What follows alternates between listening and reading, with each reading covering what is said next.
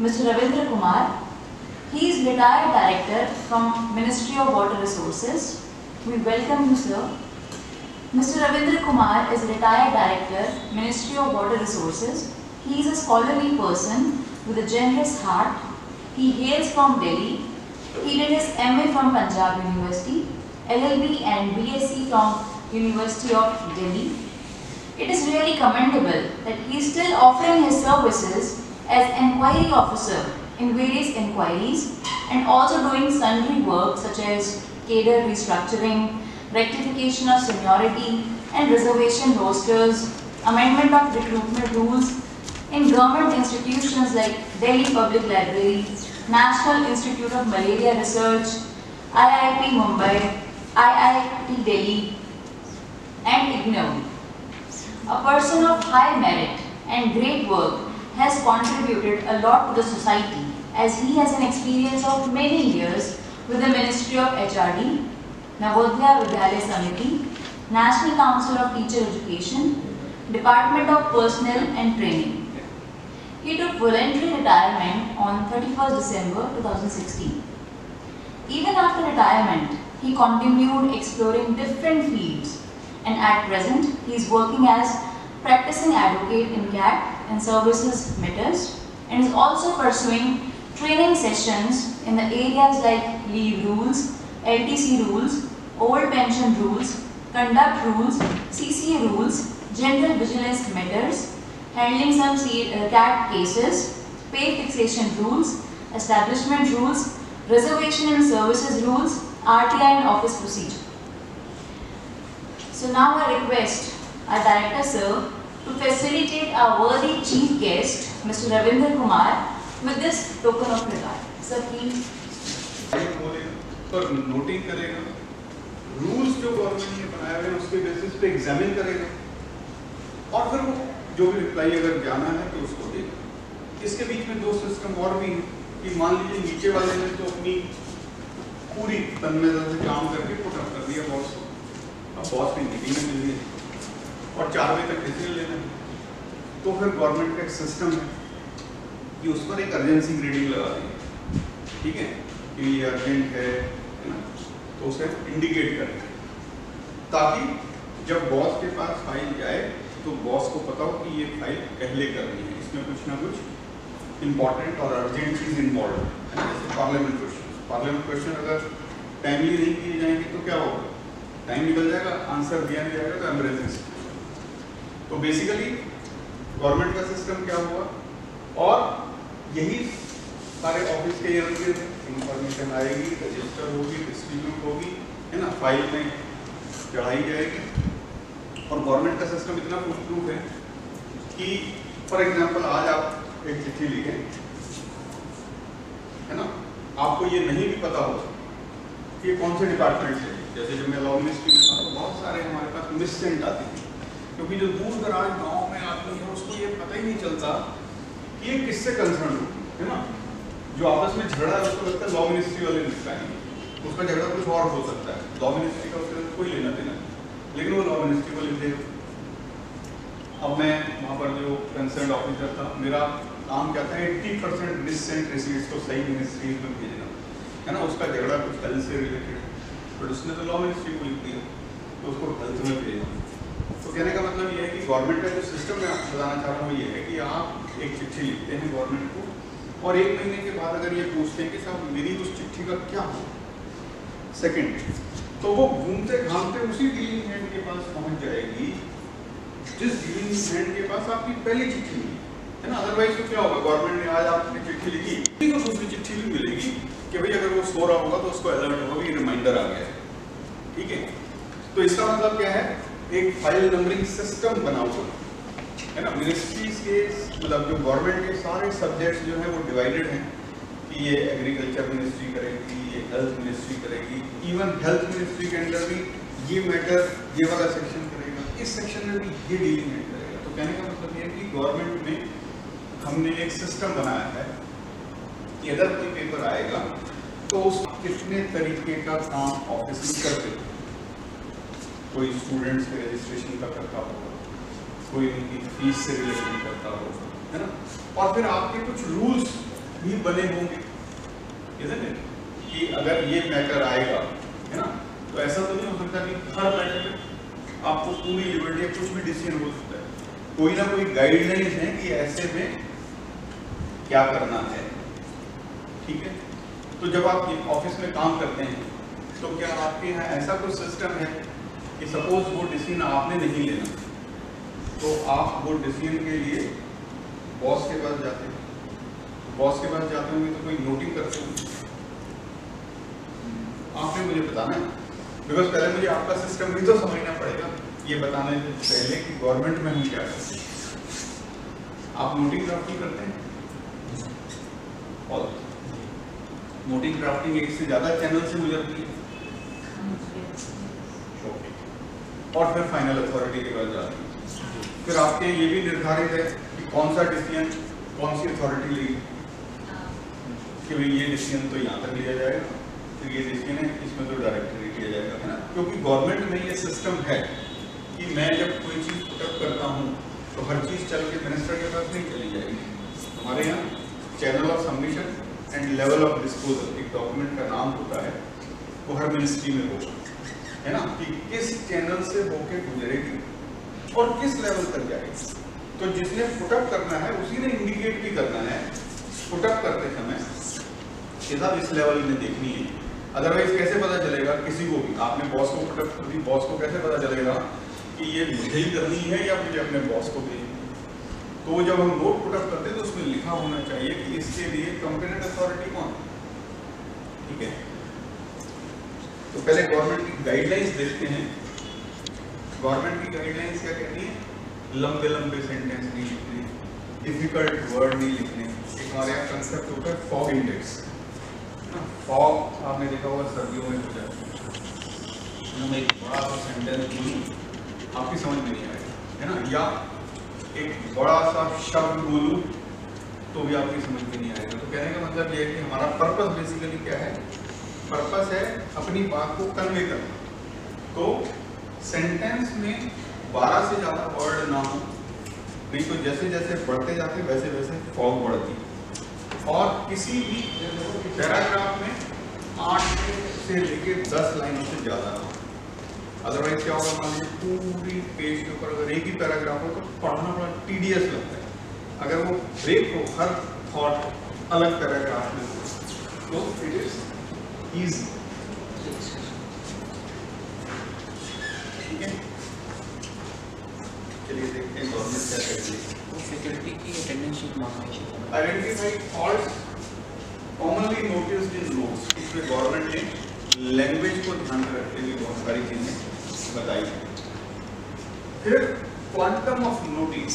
Government में जो cases हैं वो कई तरीके के करस्पॉन्डेंस केसेस हैं, प्रॉब्लम सॉल्विंग केसेस हैं। लेकिन अब आपके यहाँ जहाँ तक इंस्टीट्यूशन का सवाल है, आपके यहाँ तो केसेस जो हैं वो गवर्नमेंट की तरफ 5 कैटेगरी में डिवाइड नहीं है। आपके यहाँ क्या होगा? इशू क्या है, रूल क्या कहता है, डिसीजन किसने लेना है, आई थिंक ये 3 ही चीजें हैं ना। Then edit the writing to make it simple and meaningful. यानी कोशिश करनी है difficult words का इस्तेमाल नहीं करना। Because एक केस ऑलरेडी हो गया, उसी के बेसिस पे दूसरा केस हो जाता है, चलता रहता है। एक थे मिस्टर, मैं नाम भूल गया, तो बहुत उनकी चिट्ठियाँ भी जब मेरे पास आती थी तो मेरे मुझसे पता नहीं एक खराब सा वर्ड निकलता है।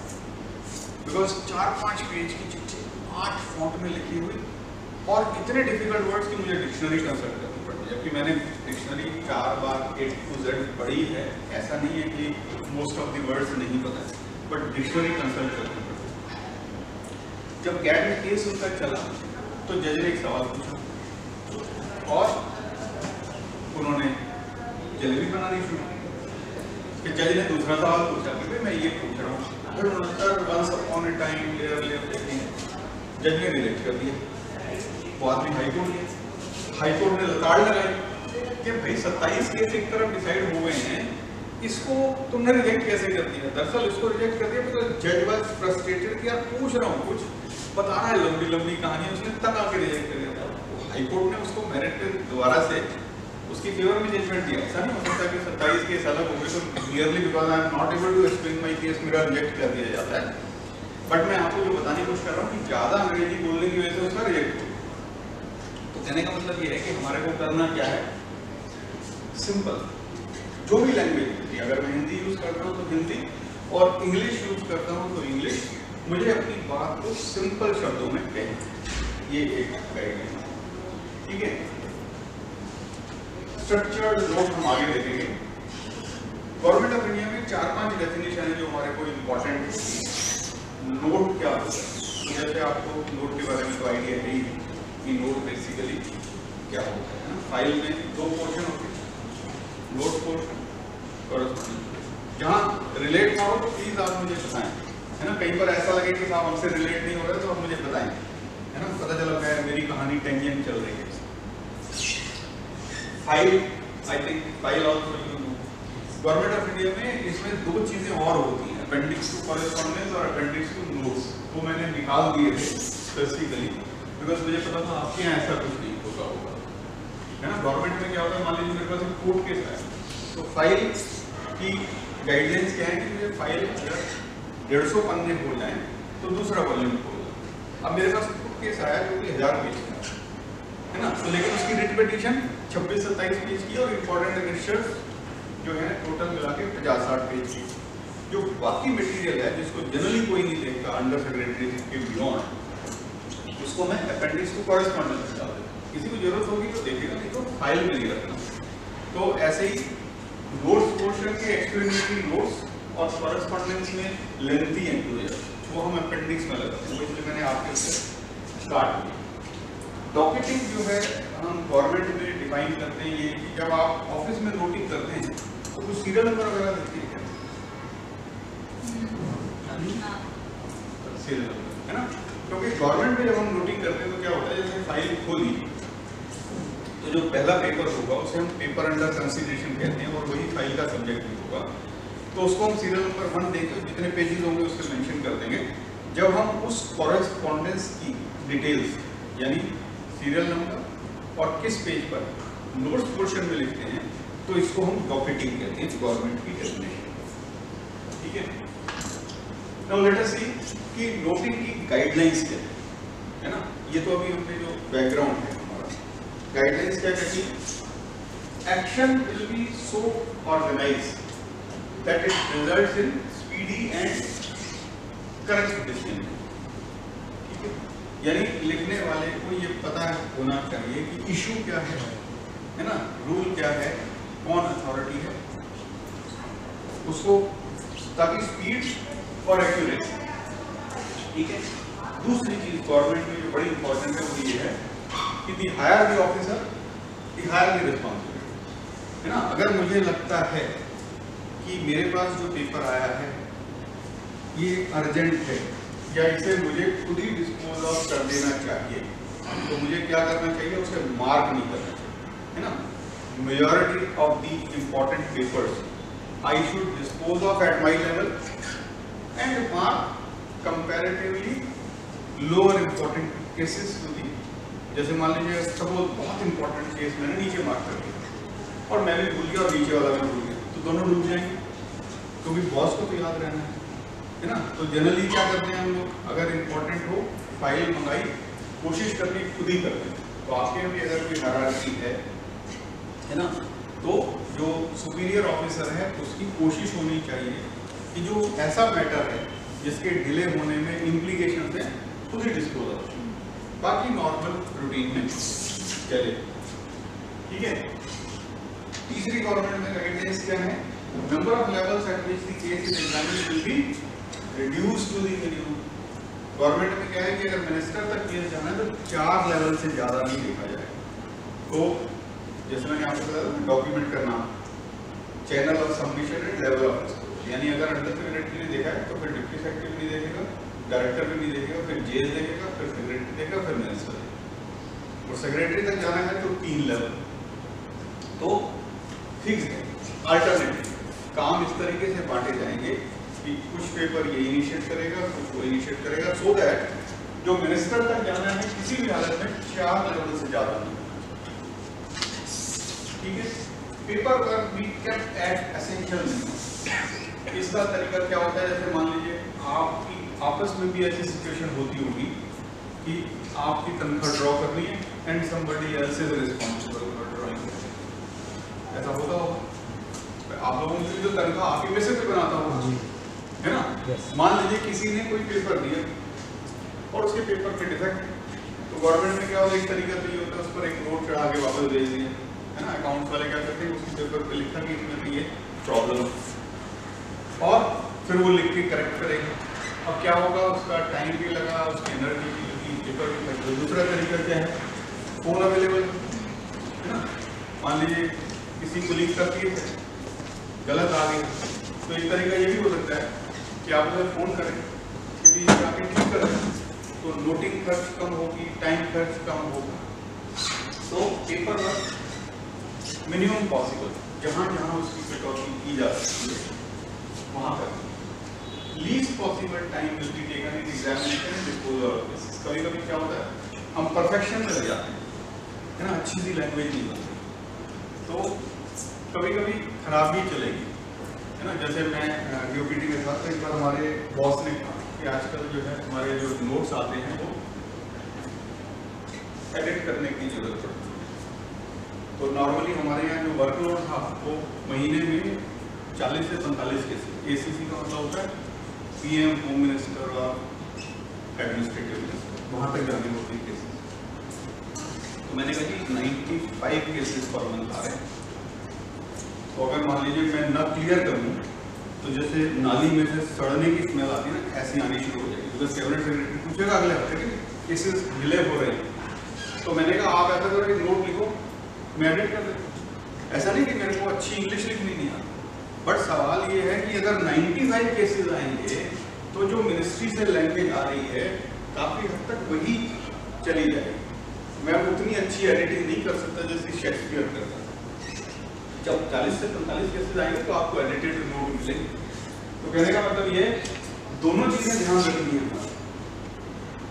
अच्छा लिखना भी है, लेकिन अगर अच्छा लिखने में टाइम ज्यादा लग रहा है और केस डिले हो जाएगा, टाइम लिमिट ही पार हो गई, तो वो भी नहीं। तो हमारे को सामंजस्य दोनों में ठीक है। While disposing of cases, an officer will aim at optimizing the quality as well as ये उसी। Then simplified and pre-structured format। क्या होता है कि मान लीजिए मुझे पता है कि इस काम के लिए इतनी ही चीज़ों की जरूरत पड़ती है। जैसे मिसाल के तौर पे आप अगर पोस्ट ऑफिस में जाए मनी ऑर्डर कराने, तो एक तरीका तो ये हो सकता है वाइट पेपर या चिट्ठी लिखें, तो उसमें बहुत सारी चीज़ें ऐसी लिखेंगी जिसको पोस्ट मास्टर को जरूरत नहीं है कि जी मेरे को पिताजी को पैसे भेजने हैं, वो बीमार है, मुझे इससे कोई मतलब नहीं क्यों भेजने हैं। तो उसने स्ट्रक्चर बनाया, किसको भेजने, कितने भेजने, चौथी इंफॉर्मेशन नहीं चाहिए। तो अगर मुझे पता है कि एक पर्टिकुलर चीज़ को डील करने के लिए मिनिमम चीज़ें जो चाहिए वो यही है, तो क्या करना चाहिए, मेरे को उसका एक फॉर्मेट, नोट का भी एक मतलब गवर्नमेंट ऑफ इंडिया में कहते हैं स्टैंडर्ड प्रोसेस शीट, यानी जो नोट होता है उसका भी एक फॉर्मेट बना के रखते हैं।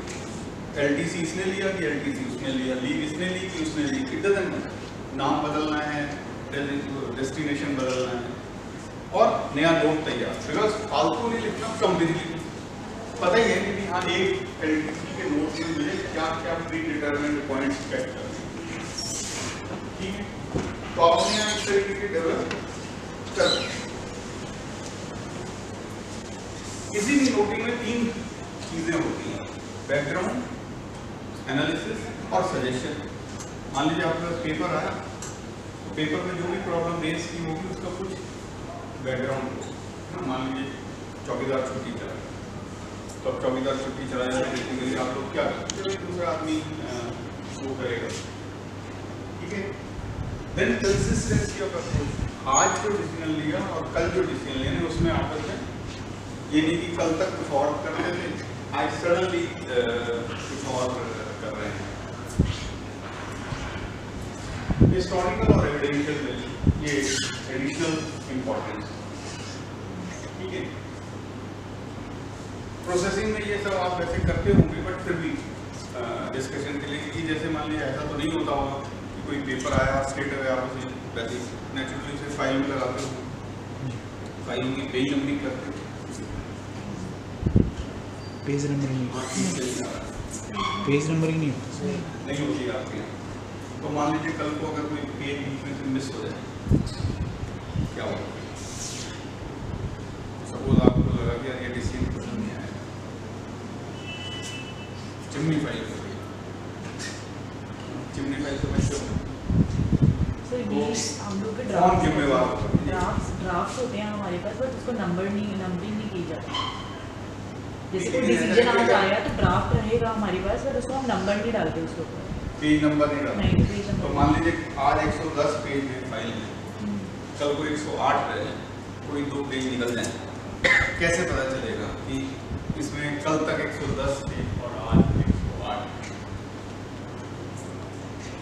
फाइल नंबर और पेज नंबर सब होना चाहिए, दोनों चीजें होनी चाहिए, फाइल नंबर भी होनी चाहिए और पेज नंबर भी होना चाहिए। इसलिए कि जब हम उस पर पेज नंबर डालते हैं और नोटशीट में आपने रेफर किया हुआ, नोटशीट में जब आप लेते हैं कि साहब फला पेज पे, तो आप क्या करते हैं? जब आप मान लीजिए किसी पेज का रेफरेंस देना हो तो फ्लैग करके देते हो। कैसे देते हैं? मान लीजिए आपकी फाइल है मोटी सी, आज आपने नोट ली है ना, उसमें आपने कोई डॉक्यूमेंट रेफर किया जो कि फाइल में अवेलेबल है, तो फाइल में कहाँ अवेलेबल है कैसे बताते हैं? फ्लैग लगाते हैं ना। गवर्नमेंट ऑफ इंडिया में it is not permitted. Government of India में क्या है कि अगर करंट फाइल पर आप किसी पेपर को रेफर कर रहे हैं तो you have to refer to that paper only by page number, nothing else. You can't use flag for that paper. So every paper, not only note sheet but also in correspondence should be page number. ठीक है, ये पहला principal है, मतलब office procedure का आप कह सकते हैं, कि ताकि कल को इस चीज़ की पॉसिबिलिटी नहीं हो कि कोई पेपर इधर उधर हो जाएगा। दूसरी चीज़, जैसे मान लीजिए नोट शीट आपकी एक से ज़्यादा हो जाती है ना, नोट शीट मान लीजिए 6 पन्ने हो, ठीक है, तो हर नई नोट शीट पे साइड में आप अपनी फाइलों को डिस्टिंग्विश कैसे करते हो? कोई नंबर होता होगा, name and number, but number तो मुझे वो इम्पोर्टेंट होता ही होगा, है ना। तो जैसे मान लीजिए आपने सेकंड शीट लगाई तो उसके ऊपर भी नंबर आप, वो नंबर कैसे डालेंगे, किस रूटीन में चलेगा नंबर?